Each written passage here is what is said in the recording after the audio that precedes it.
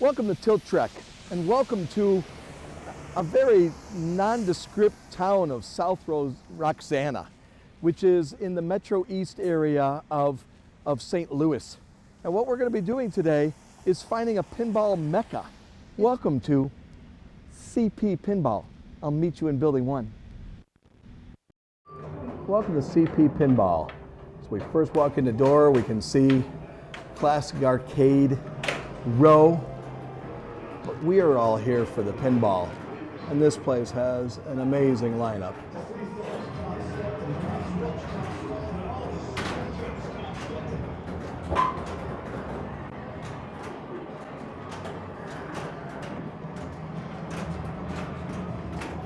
I'll keep shining up and down the row.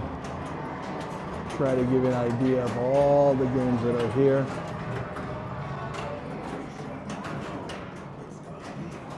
But there is stuff from Stern, from American, Jersey Jack,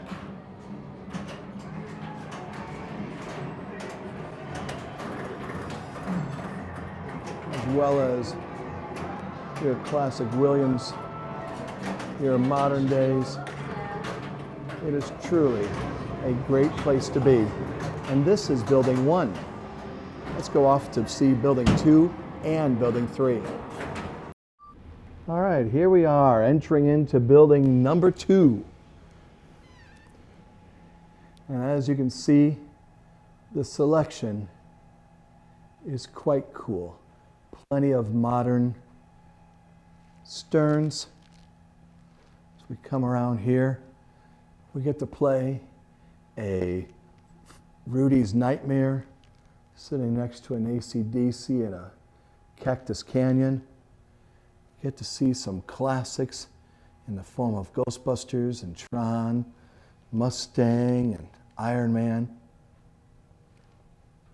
And then we get to see our Transformers, Star Trek, Walking Dead. And just when you think you've seen them all, there's a whole nother section in this building with your classic Bally Williams,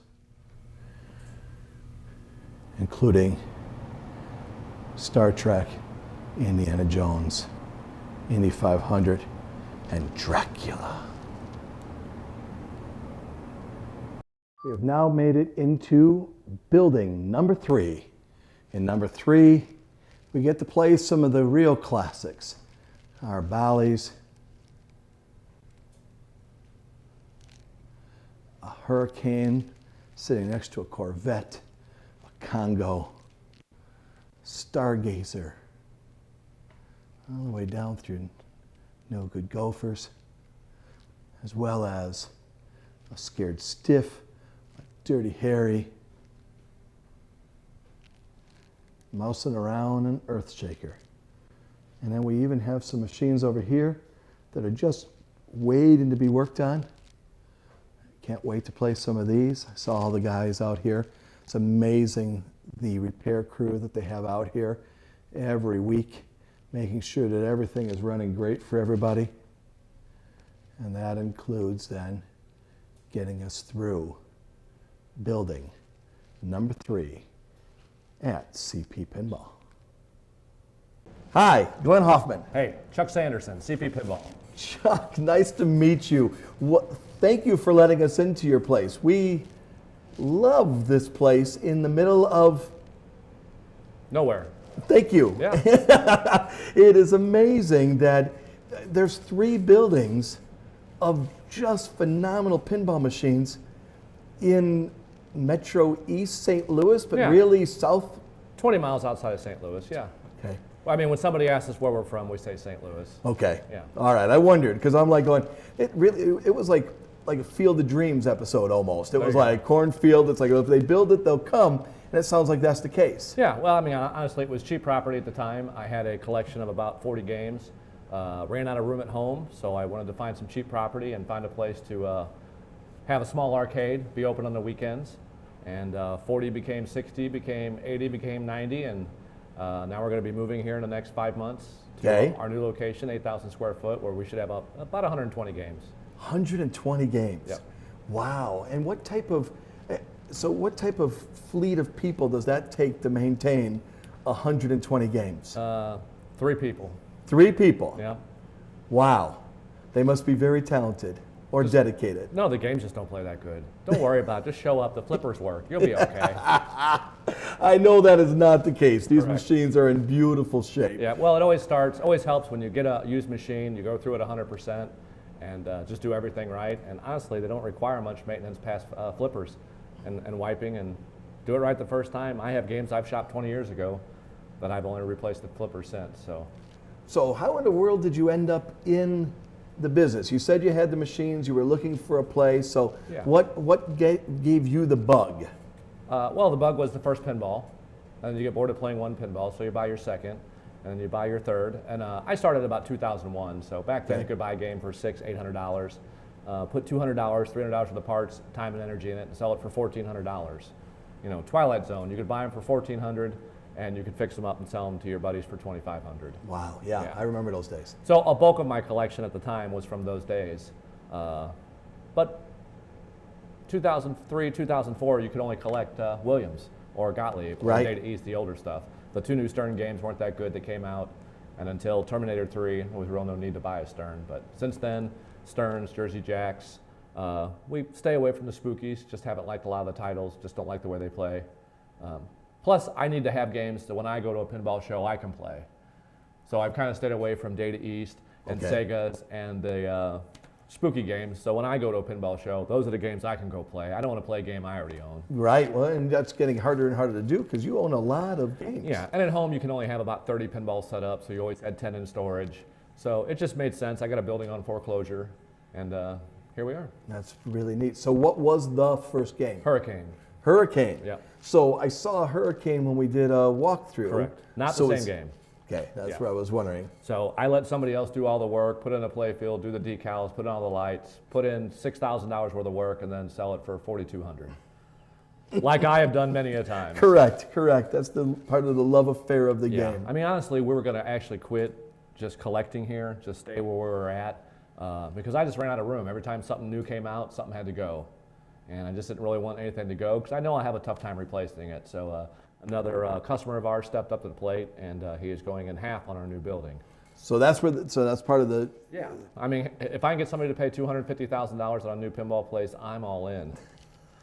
So he's really excited about it. He's a new guy, been in about 2 or 3 years. He owns about 5 or 6 machines here, and been a big help. And nobody's investing in the stock market right now. And the pinballs are appreciating, so he thought it'd be a good opportunity for himself. I think he's right. So, so the new place, will it continue to then be a predominantly pinball location then? Just more room. We like people to be able to come, hang out, relax, enjoy themselves, invite some friends who maybe not be pinball players.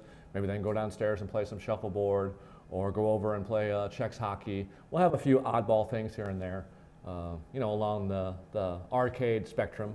Gotcha.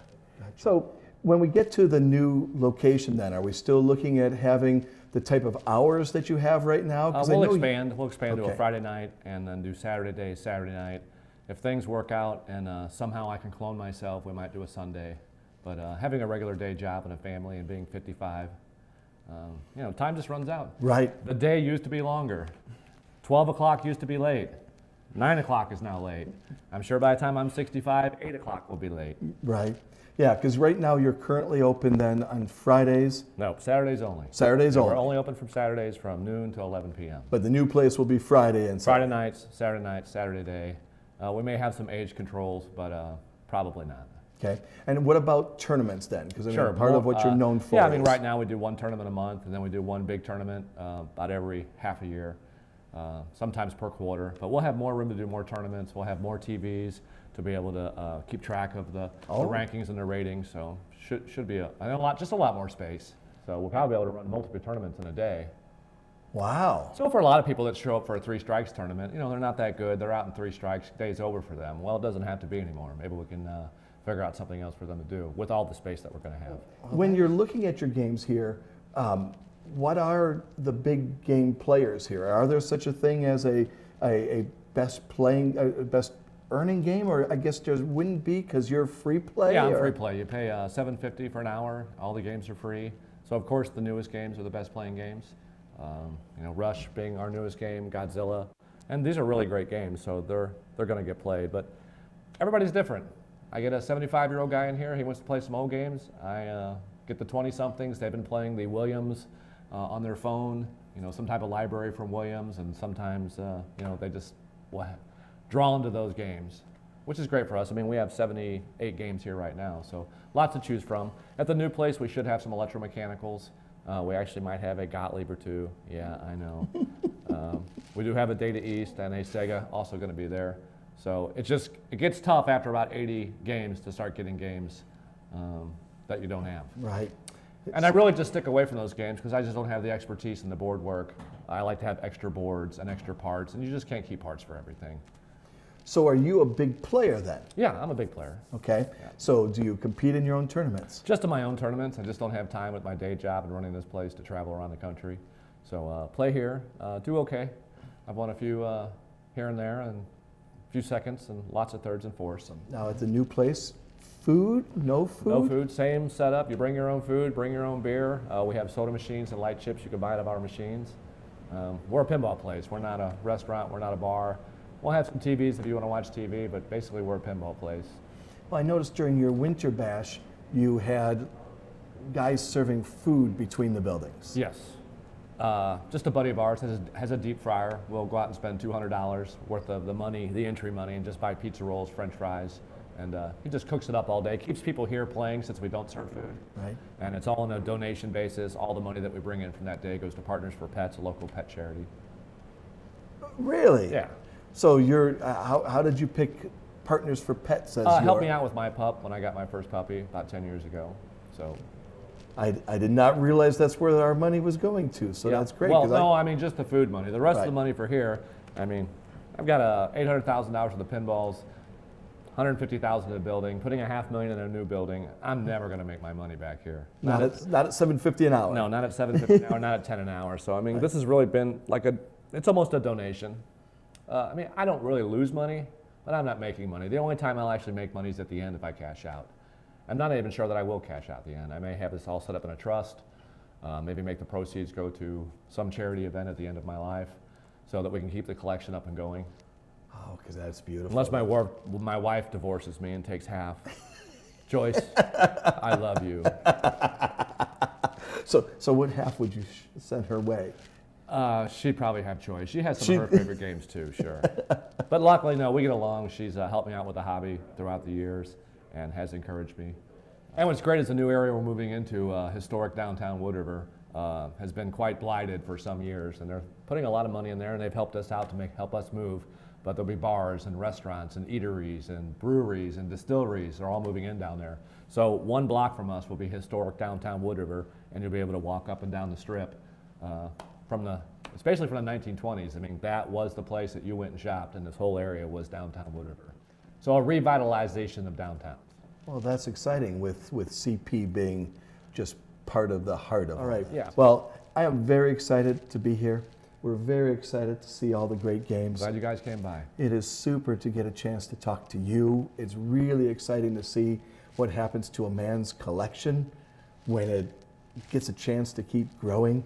And this idea that we get to now have our next visit will have to be to Wood River in order to see the new space. Yep. And how that place grows. January and what 1st, we're hoping. So we're planning on running through the end of November, closing down for 1 month, and then moving all the games up there. We want to take our time moving. We that's want to set everything up. 2022. 2022. Okay, so we'll be in January of 2023 if everything goes right. Correct. That's exciting. I'm looking forward to meet Awesome. you up at Wood River. Appreciate it very much. Thank you very much, Chuck. Thank you. Please visit our sponsor, Comet Pinball. Comet Pinball has what you need to make your dim machines look better than new. They have the largest selection of bulbs from the exotic to the mundane, and even their exclusive matrix lighting system, which makes it easy to boldly add lighting where no lighting has gone before. Visit CometPinball.com. Hi, Glenn Hoffman. I'm Tyler Becker. Tyler, I am excited to be here and get an exciting chance to play with you. From what I understand, you're like worldwide player number 350? Around there, yeah. It fluctuates, but yeah. Number 10 in the state? Number 8 as of now, but I'm usually in the top 10, yeah. That's awesome. But in this place, in CP, you are the tournament guy. For sure, in terms of, well, playing in them, sometimes winning them, and then often running them. Yeah, I've been running them for about two or 3 years, and I've had a lot of fun doing it. So, yeah. And we've really built our player base, and we have a lot more, competitive players come out. So it's been a lot of fun. So do you get a lot of people from the local area, or do you do you get them from everywhere? So in terms of tournaments, we run a Friday night every month, and it's mostly regionally, within an hour. But we also get players that drive 2-3 hours just for a Friday night tournament. Then one of our big tournaments, our biggest being Winter Bash, which I think you've been to before. Yep. Have the T-shirt from Winter Bash. And we have a couple other big Sunday tournaments throughout the year. And we get players from all over, from Tennessee, from Chicago, from Wisconsin, just anywhere and everywhere. So not bad for the middle of a cornfield or whatever we are here. So this is exciting. So what we love to do is have a conversation with you. But if we're going to have a conversation, it is about pinball. Yeah. So why don't we play a game and we'll have a conversation. Sure. So right now, today's game of choice is Rudy's Nightmare. Yes, so I've never played this version of Funhouse. So do you play it often? Anytime CP Pinball gets a new game, that's the game I play. Yeah. So I have played it quite a bit. I'm still learning some of the ins and outs of it. It's totally kind of changed the rules of the original game. But I've played definitely a decent amount. All right, I've not played it all. So any quick rocket tip for Rudy's Nightmare? In the Rudy's Nightmare version, basically, it used to be you went advance the clock to get your locks lit. Now you just get a certain amount of minutes to light a mirror mode, and the modes are like everything in this game. So basically, just get enough shots to, I think you need 60 minutes to light the first mirror mode. Okay. And once you get 60 minutes, hit in that, and you get your mode, which are really cool graphics and everything with this new game. Awesome. So. Well, good. Let's fire up and let's play a game. All right. So how in the world did you find CP Pinball? Again, we're just north, I guess, of St. Louis. Yeah. But how did you get into pinball, and how did you find CP? So I was going to college, kind of near here. I'm from like 40 minutes away, but I was going to college about 15 minutes from here, and I was really into at the time it was iPod games like Angry Birds, Cut the Rope, just stuff on my iPod. And it was about 6-7 years ago, and I had downloaded this well-known app in the pinball community called Pinball Arcade, which I really was never really a pinball guy. It intrigued me as a kid, but I was playing this Pinball Arcade, and it had real pinball machines on it. Attack from Mars, I remember 8-Ball Deluxe, Theater of Magic. And I was having fun with it, and I was thinking oh, these are real machines, and I had already heard rumblings of the CP Pinball, which, because at the time, there really wasn't, pinball. You can't really just walk anywhere and say a pinball machine. It was kind of rare. Right. And there was this mecca, kind of nearby called CP Pinball. So I looked it up and I saw, when they were open, and I, basically just took a trip here, and I saw Chuck, walking in the door, and it was basically CP Pinball. You pay one price, everything's on free play, so I could just kind of play what I wanted. I remember playing the Simpsons Pinball Party. I remember playing Transformers, and I really liked a lot of the newer stuff they had. And so I would come here sporadically, for the next year and a half, and then Chuck was talking to me about the league they ran here on Wednesday nights. And then some tournaments they did occasionally, and that's when I really, because once that competitive edge gets in me, that's when I really just went full in on pinball, and I kind of been into it ever since. So that is a phenomenal story to be taking us through, because as we were driving here through just corn and stuff like that, I'm like, how does anybody really get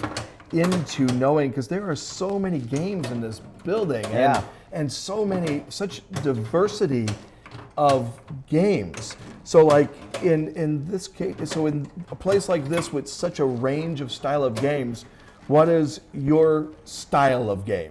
I got you. So, especially with the style, CP being a free play arcade, anytime there's something new, like the latest new game was Toy Story from Jersey Jack or Rush from Stern. Anytime there's anything new, that's what I play over and over, because I really love exploring the new rules, ins and outs of a game, and just the the complexities, a little more complex than the games from the 80s and 70s, before I was even alive. Then when I'm playing in a tournament, that's usually, kind of a newer Stern is usually, what I like to play. But, I'll play anybody. It depends on who I'm facing, but I'll play anybody and anything, and it's always a good time. So.